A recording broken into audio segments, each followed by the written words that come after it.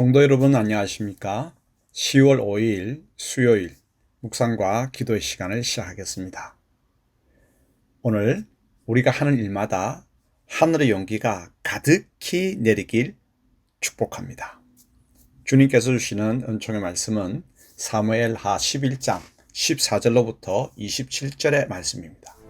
아침이 되매 다윗이 편지를 써서 우리아의 손에 들려 요압에게 보내니 그 편지에 써서 이르기를 너희가 우리아를 맹렬한 싸움에 앞세워두고 너희는 뒤로 물러가서 그로 맞아 죽게 하라. 요압이 그 성을 살펴 용사들이 있는 것을 아는 그곳에 우리아를 두니 그 성 사람들이 나와서 요압과 더불어 싸울 때 다윗의 부하 중 몇 사람이 엎드러지고 햇사람 우리아도 죽으니라. 요압이 사람을 보내 그 전쟁의 모든 일을 다윗에게 보고할세 그 전령에게 명령하여 이르되 전쟁의 모든 일을 네가 왕께 보고하기를 마친 후에 혹시 왕이 노하여 네게 말씀하기를 너희가 어찌하여 성에 그처럼 가까이 가서 싸웠느냐? 그들이 성 위에서 쏠 줄 알지 못하였느냐? 여룻베셋의 아들 아비멜렉을 쳐 죽인 자가 누구냐? 여인 하나가 성에서 맷돌 윗짝을 그 위에 던지매 그가 데베스에서 죽지 아니하였느냐? 어찌하여 성에 가까이 갔더냐 하시거든 네가 말하기를 왕의 종 햇사람 우리아도 죽었나이다 하라.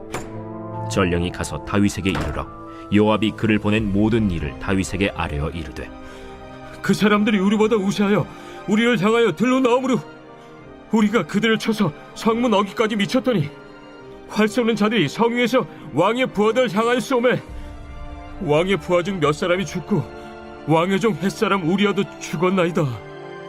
너는 요압에게 이같이 말하기를 이 일로 걱정하지 말라. 칼은 이 사람이나 저 사람이나 삼키느니라. 그 성을 향하여 더욱 힘써 싸워 함락시키라 하여 너는 그를 담대하게 하라. 우리아의 아내는 그 남편 우리아가 죽었음을 듣고 그의 남편을 위하여 소리내어 우니라. 그 장례를 마침에 다윗이 사람을 보내 그를 왕궁으로 데려오니 그가 그의 아내가 되어 그에게 아들을 낳으니라. 다윗이 행한 그 일이 여호와 보시기에 악하였더라. 다윗은 간음죄를 은폐하려는 첫 시도가 우리아의 우직한 충성으로 실패하자 더 큰 죄를 저지르게 됩니다. 요압을 시켜 우리아를 전장에서 죽게 한 뒤 밧세바를 아내로 삼죠.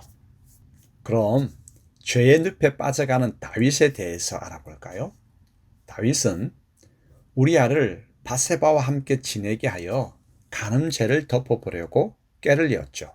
하지만 우리아의 우직함으로 그 계획은 실패하고 말았습니다. 다윗은 자신의 죄를 덮으려고 더욱 대담해졌죠. 우리아를 죽이기로 작정하고 요압 장군에게 밀지를 보냈습니다. 우리아를 적의 성 앞에서 무리하게 싸우도록 명령하여 죽이라는 내용입니다.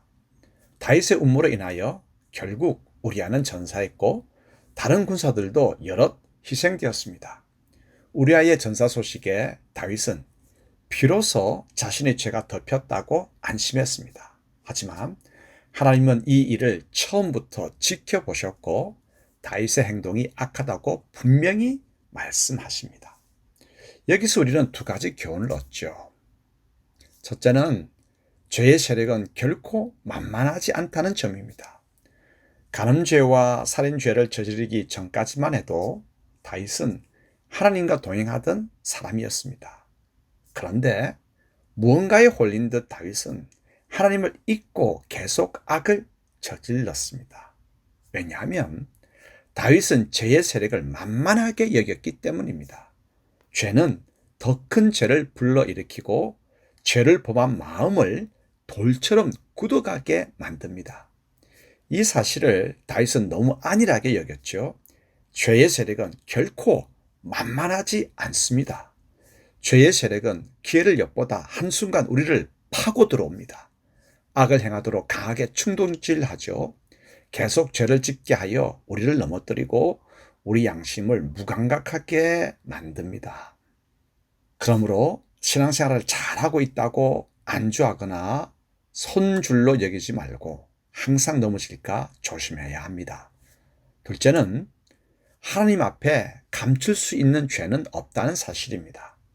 우리아가 죽었다는 소식을 들었을 때 다윗은 자신의 죄를 완전히 감추었다고 생각했습니다. 하지만 하나님께서는 27절에 다윗이 행한 그 일이 여호와 보시기에 악하였다라고 분명하게 기록하셨습니다. 그러므로 하나님을 속일 수 없음을 깨달아야 합니다. 죄의 늪에서 빠져나오는 길은 지금 당장 죄악을 시인하고 그 죄에 대해 책임을 지는 것입니다. 그래야 죄의 늪에서 완전히 멸망하지 않을 수 있습니다. 예수님의 십자가가 우리 앞에 있는 이유는 죄를 감추지 말고 회개하여 멸망에서 생명으로 돌이키라는 하나님의 호의요 기회입니다. 함께 기도하겠습니다. 하나님 아버지, 우리는 얼마든지 죄를 통제할 수 있다고 생각했습니다. 하지만 죄의 세력은 판판이 우리를 넘어뜨립니다. 저희는 교만하여 선 줄로만 여겼습니다. 또한 우리는 얼마든지 죄를 숨길 수 있다고 착각했습니다. 하지만 하나님은 모든 것을 아십니다. 저희의 행위를 악하다 판단하십니다. 저희의 미련한 생각과 어리석은 악행을 용서하여 주십시오. 주님의 십자가를 붙들고 용서를 구하오니 다시 일어날 기회를 주옵소서. 예수님의 이름으로 기도합니다. 아멘. 말씀 앞에서 경외함으로 주께